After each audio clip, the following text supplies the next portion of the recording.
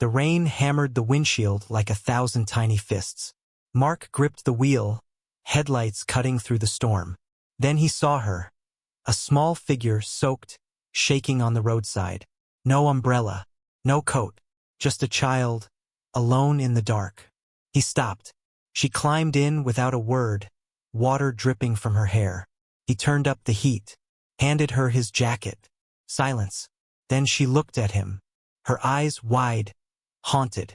"I know your voice." His heart stopped. The rain kept falling. The rain hammered the windshield like 1,000 tiny fists. Mark gripped the wheel, knuckles white, eyes fixed on the road that stretched into nothing. The wipers screamed back and forth. Back and forth. The world outside was black and blurred. He should have been home an hour ago. Should have taken the highway. But he never took the highway anymore. Not since. The headlights caught something. A shape, small, hunched on the side of the road. He slowed. His chest tightened. A child. Alone. Soaked through. No umbrella. No coat.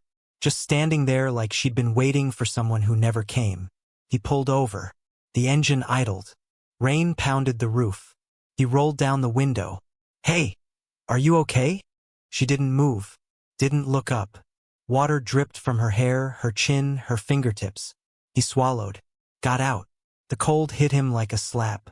He walked toward her, slow, careful. "Where are your parents?"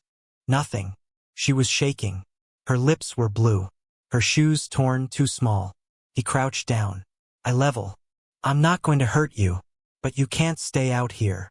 She looked at him then. Eyes too old for her face. Haunted. Empty. She nodded. He opened the back door. She climbed in without a word.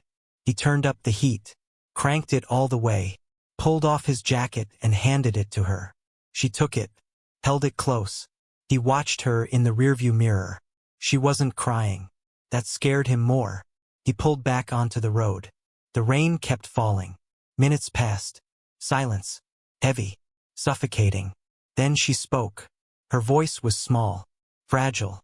"I know your voice." His hands froze on the wheel. His heart stopped. He glanced at the mirror. She was staring at him. Not at his face. At something behind him. The empty car seat. The faded teddy bear strapped in like it still mattered. His throat closed. What did you say?" She didn't repeat it.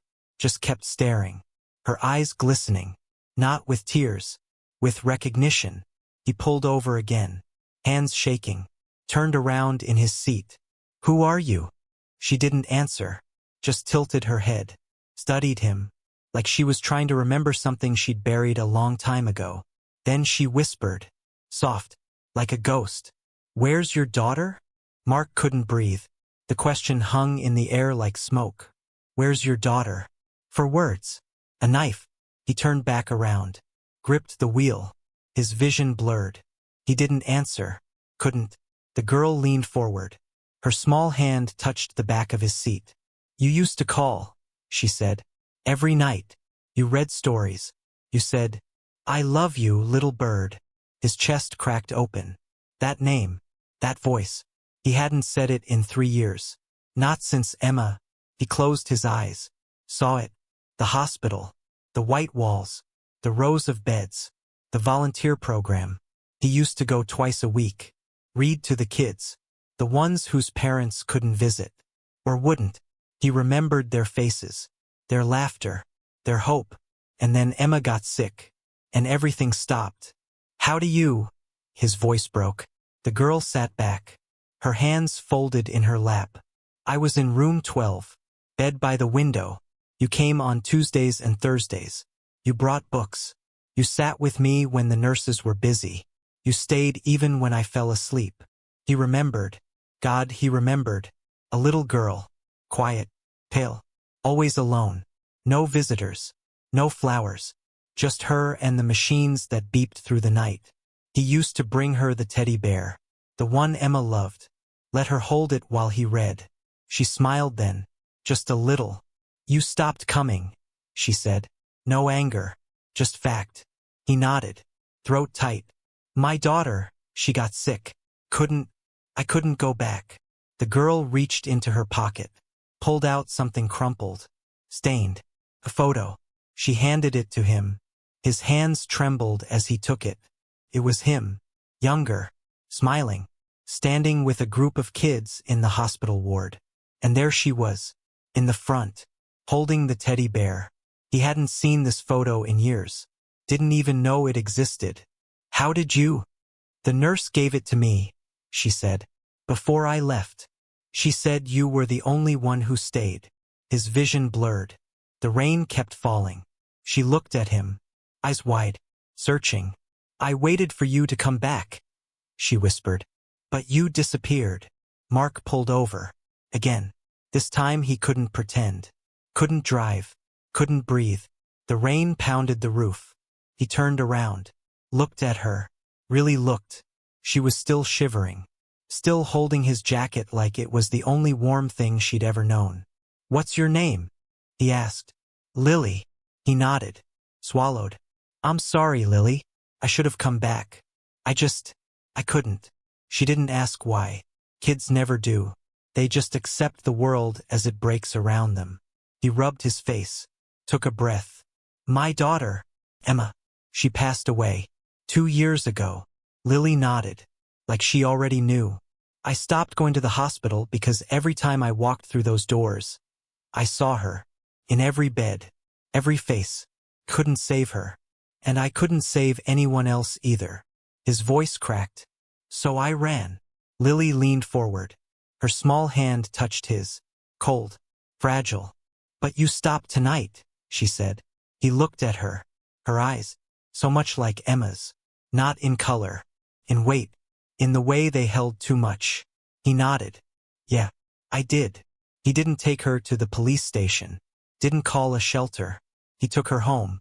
The house was dark. Cold. He turned on the lights. She stood in the doorway. Looked around. At the empty walls. The silent rooms. The life that had stopped moving forward. He made her soup. She ate slow. Careful. Like she wasn't sure it was real. He gave her a blanket. Led her upstairs. To the room.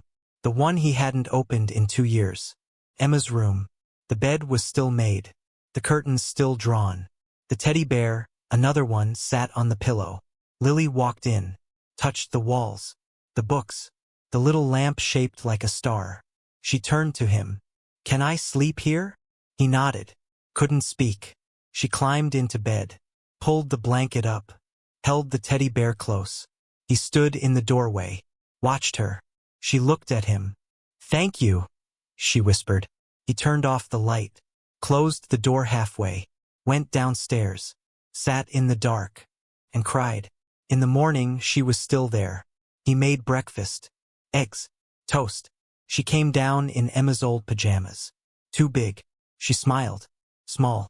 Fragile. Real. He picked up the phone. Called social services. His hands shook. But his voice didn't. I want to start the process, he said. To become a foster parent. Maybe more. Lily watched him from the table.